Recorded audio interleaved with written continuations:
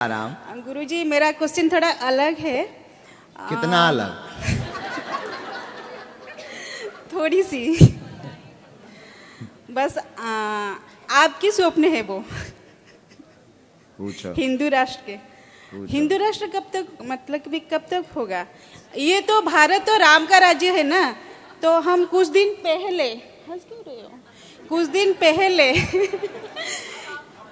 दिन पहले शंकराचार्य जगत गुरु, जो पुरी के जगत गुरु शंकराचार्य जी के पास, उनके पास गए थे इंटरव्यू लेने के लिए। हम मीडिया में थोड़ा काम करते हैं, तो वो बोले कि हिंदू राष्ट्र घोषित नहीं हो सकता। क्यों नहीं हो सकता? ये तो राम का राज्य है, वो घोषित क्यों नहीं हो सकता? घोषित तो होना चाहिए। जैसे बहुत दुनिया में, पूरे दुनिया में बहुत सारे राष्ट्र है, हिंदू राष्ट्र तो पूरी दुनिया में नहीं है एक भी।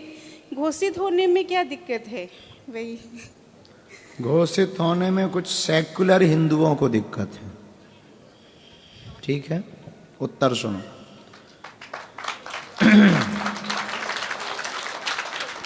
भारत हिंदू राष्ट्र घोषित हो सकता है, लेकिन जब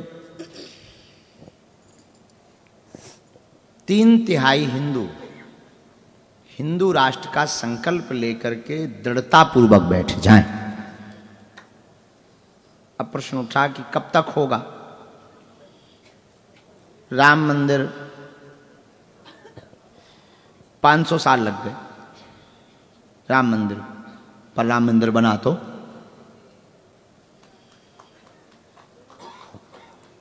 उसी प्रकार अगर आज क्रांति खड़ी की जाएगी तो भले ही हमारे जीते जी हिंदू राष्ट्र ना हो, पर कोई ना कोई तो ऐसा आएगा जो भारत को हिंदू राष्ट्र बनकर जाएगा।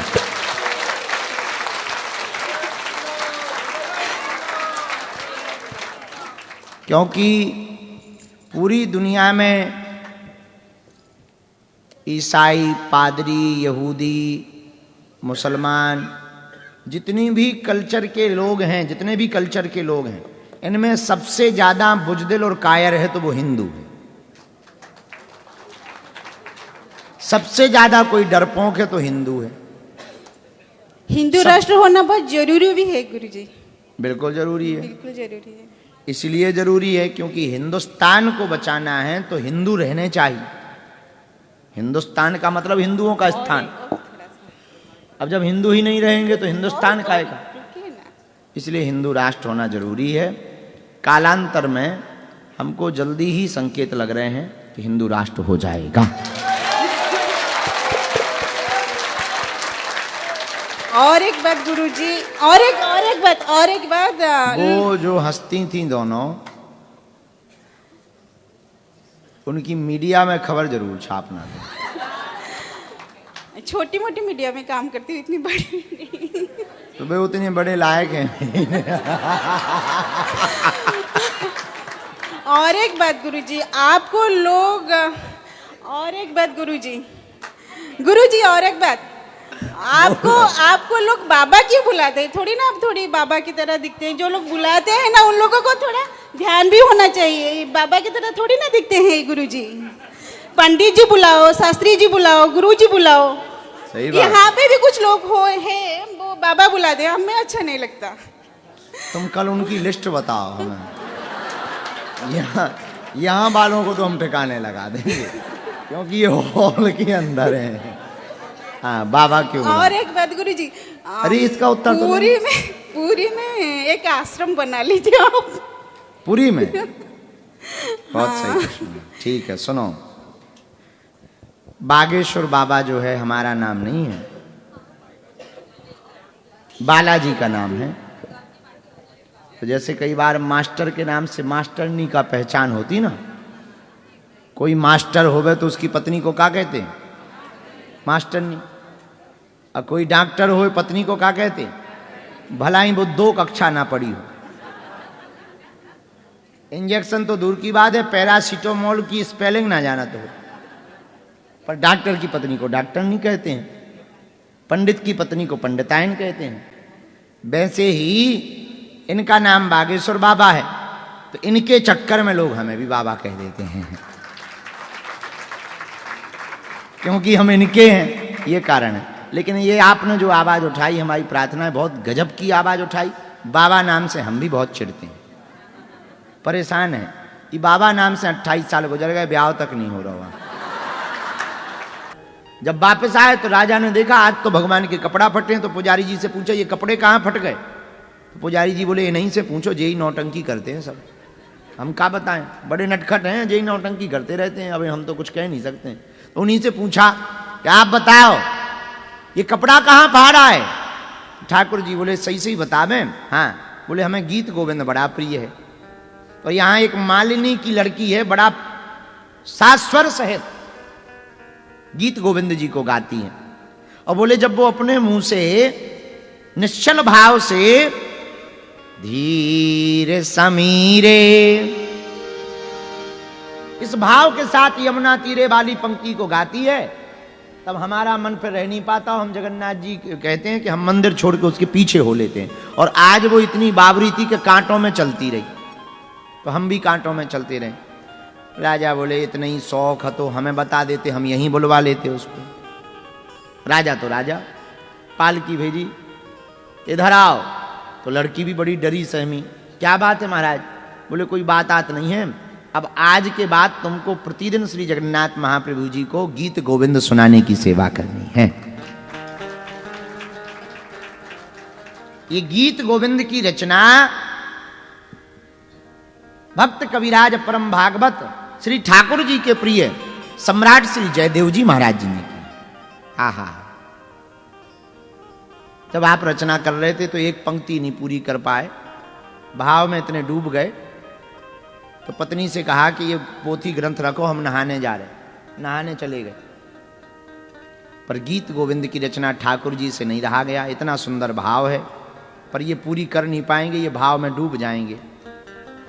तो तत्क्षण जो है ठाकुर जी जयदेव जी का रूप बना के आए, पद्मावती से बोले, पत्नी का नाम पद्मावती था, बोले इधर आओ। जी महाराज, आज आप जल्दी स्नान करके आ गए? हाँ, बोले इसलिए हम जल्दी आ गए, वो पद पूरा नहीं कर पाए, जरा पोथी तो उठाओ। तो ठाकुर जी जयदेव जी बन करके आए और पूरी रचना उन्होंने करी।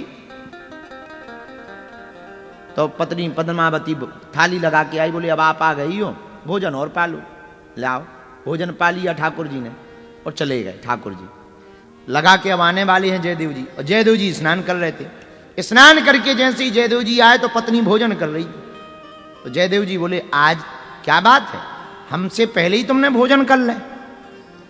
पत्नी बोली महाराज कैसी बात करत हो, आप ठीक तो हो, तबीयत ठीक है आपकी? अभी अभी तो आपने भोजन करो, आपने भोजन करो सो हम भोजन करने लगे। जयदेव जी बोले तुम्हारा दिमाग खराब है क्या? हम तो अभी डुबकी लगा के आ रहे, हम अभी स्नान करके आ रहे हैं, स्नान तक नहीं हम कर पाए, तुम कह रही कि हम जो है प्रसाद पा गए। बोली महाराज कैसी बात कर रहे? अरे देखो, आपने पोथी में पूरी पद की रचना की, तब जाकर के ही तो भाई आपने भोजन करे। लाओ। और जब पोथी खोल के देखी और पद की रचना देखी, रोम रोम खड़े हो गए जयदेव जी के। तुरंत हाथ जोड़ करके पद्मावती से बोले अरे तू बड़ी भाग्यशाली है, बड़ी भाग्यनी है, स्वयं जगन्नाथ महाप्रभु आज अपने घर आए हुए थे।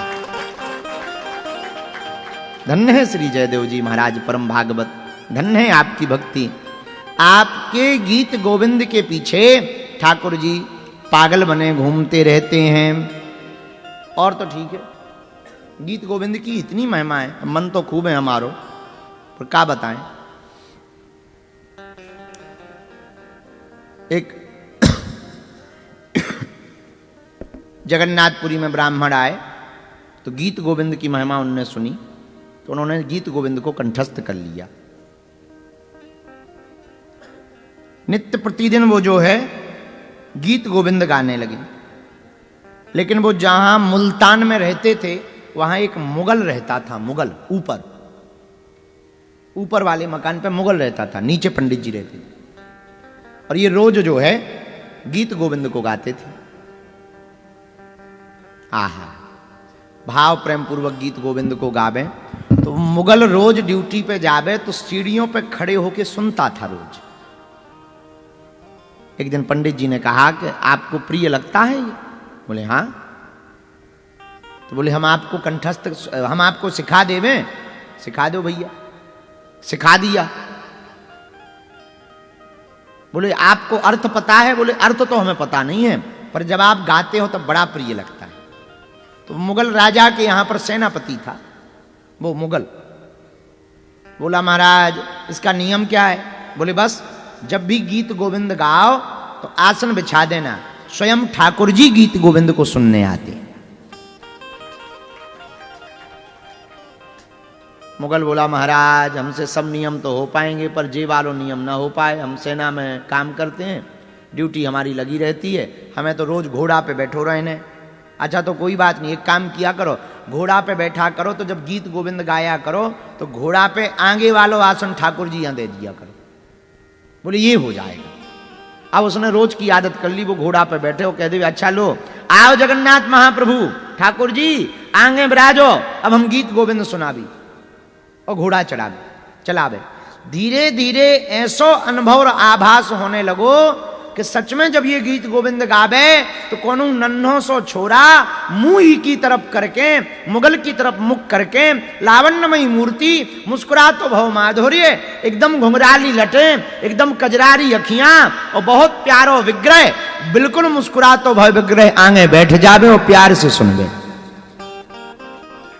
एक दिन गड़बड़ हो गई, ये जल्दी में था तो भगवान को ठाकुर जी को जो है जगह देना, आसन देना भूल गया और घोड़े पे बैठ गया और चला जोर जोर से। और आदत में था ही कि जैसे ही घोड़ा चला सोई गीत गोविंद गाने लगा। गीत गोविंद गावे सोई ठाकुर जी पीछे पीछे भाग रहे हैं।